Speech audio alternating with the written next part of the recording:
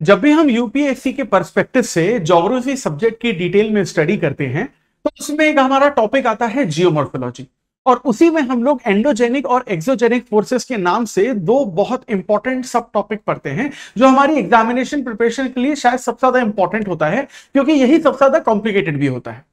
अब endogenic forces वो forces कहलाती हैं जो अर्थ की सरफेस के अंदर काम करती हैं और टेक्टोनिक मूवमेंट की वजह से, उनकी वजह से बेसिकली अर्थ के सरफेस के ऊपर हमें फिजिकल फीचर्स देखने को मिलते हैं।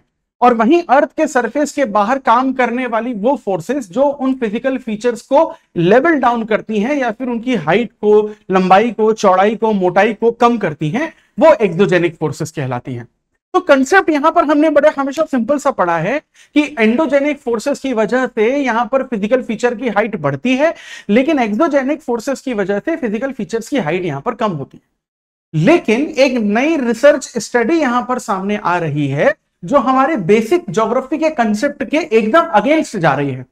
यहां पर हाल ही की एक रिसर्च स्टडी में यह कहा जा रहा है कि हिमालय से निकलने वाली कुछ ऐसी नदियां हैं जो हमारे एक्सोजेनिक फोर्सेस के अंडर आएंगी, लेकिन वो हिमालय की हाइट को कम नहीं कर रही हैं, बल्कि माउंट एवरेस्ट की हाइट को बढ़ा रही हैं। जी हां, सुनने में पहली बार में थोड़ा सा अजीब लगता है। जब मैंने भी पहली बार इस रिसर्च के बारे में पढ़ा तो मुझे लगा शायद कोई गलत ही रिसर्च हो गई है, लेकिन ये रिसर्च एग्जैक्टली सही है। और ऐसा यहां पर देखने को भी मिला है क्योंकि इंडियन जियोलॉजिकल डिपार्टमेंट ने इसे काफी हद तक थोड़ा बहुत प्रूव भी किया है। तो जो एक्सोजेनिक फोर्सेस फिजिकल फीचर्स की हाइट को कम करते हैं, यहां पर कुछ रिवर्स आपके माउंट एवरेस्ट की हाइट को बढ़ा कैसे रहे हैं, इसी चीज को इस वीडियो में आज हम लोग डिटेल में और आसान भाषा में समझने की कोशिश करेंगे। Welcome to Chahal Academy, this is Anubhav दीपानी।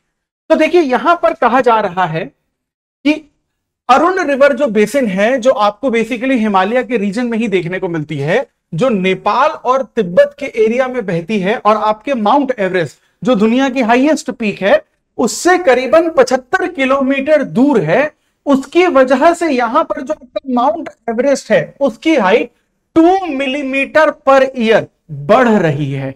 जी हां, कम नहीं हो रही है। अभी तक हमें यही पता था कि जब हम लोग बेसिकली हिमालय के बारे में बात करते हैं तो दो हमारी कॉन्टिनेंटल प्लेट्स हैं, जिसे हम लोग इंडो चाइना प्लेट या इंडो ऑस्ट्रल प्लेट, और दूसरी प्लेट हमारी यूरेशियन प्लेट। इन दोनों प्लेट्स की वजह से बेसिकली हिमालय जो है वो एक यंगेस्ट फोल्ड माउंटेन बना है इस दुनिया का, जो 70 मिलियन ईयर्स अगो पहले ही बना है।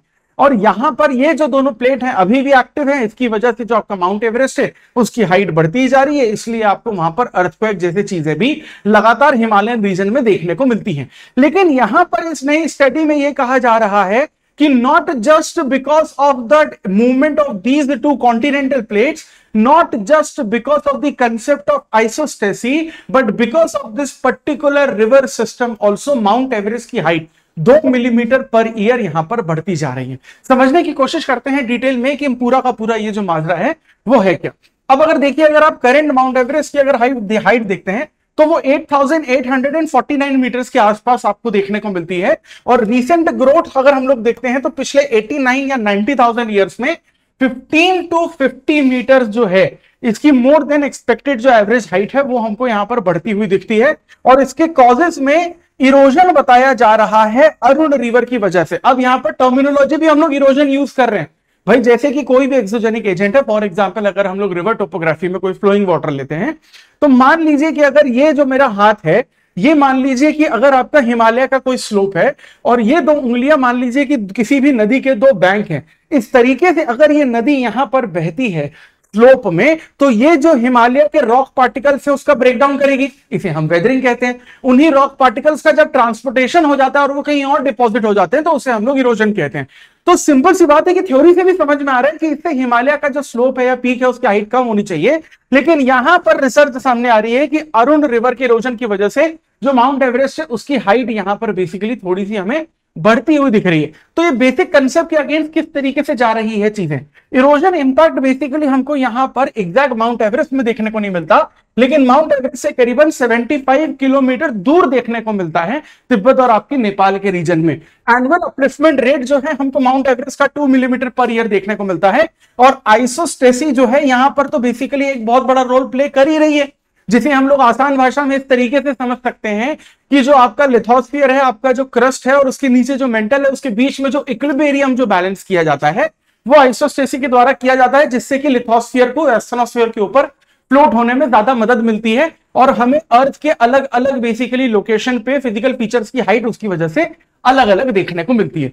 तो ये जो टेक्टोनिक मूवमेंट है ये तो बेसिकली बता ही रहा है कि हिमालय हमको करीबन बेसिकली 70 मिलियन ईयर साल पहले देखने को मिला है, जिसमें हम लोग इंडो चाइना और इंडो यूरेशियन प्लेट के बारे में देखते हैं। अगर थोड़ा सा डिटेल में बात करें तो इंडो चाइना प्लेट इस तरीके से नॉर्थ ईस्ट की तरफ मूव करती है और हम लोग यहां पर अगर इंडो यूरेशियन प्लेट की बात करते हैं तो वो साउथ ईस्ट की तरफ मूव करती है और दोनों यहां पर टकराकर बीच में आपका हिमालयन माउंटेन की जो रेंजेस हैं उसको पूरी तरीके से यहां पर फॉर्म करने की कोशिश करते हैं। लेकिन यहां पर यह कहा जा रहा है कि जो अरुण रिवर है उसका मर्जर जो है वो कोसी रिवर से हुआ था 89,000 साल पहले, क्योंकि कोसी रिवर जो है वो इकलौती रिवर नहीं है। कोसी जो है 7 अलग अलग कोसी से मिलकर बनती है, जिसमें अरुण कोसी, इंद्रावती कोसी, भोते कोसी, सन कोसी, दूध कोसी एटसेट्रा एटसेट्रा 7 कोसी मिलकर एक कोसी रिवर बनती है।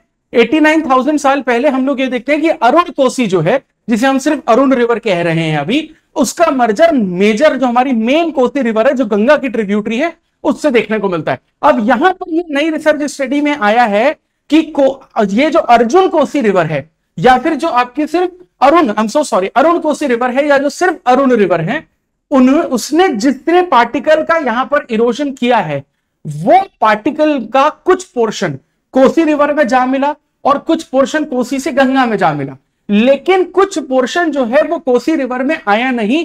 वो बेसिकली क्या है कि हिमालय के एरिया में ही वो बेसिकली डिपॉजिट हो गया, यानी उसका इरोजन ना होकर उसका वेदरिंग हुआ है, यानी रॉक पार्टिकल वो वहीं का वहीं रह गया, यानी कि उसका ट्रांसपोर्टेशन नहीं किया गया है।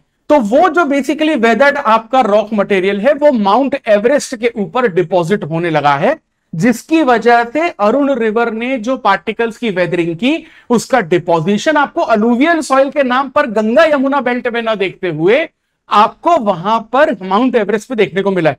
How it was basically prove, क्योंकि माउंट एवरेस्ट के ऊपर या फिर हिमालय के रीजन में माउंट एवरेस्ट के नजदीक में जो बेसिकली रॉक पार्टिकल मिले और जो रॉक पार्टिकल अरुण नदी के द्वारा इरोड किए गए वो दोनों rock particle exactly same source से ही मिले हैं, ऐसा रिसर्च में पाया गया है।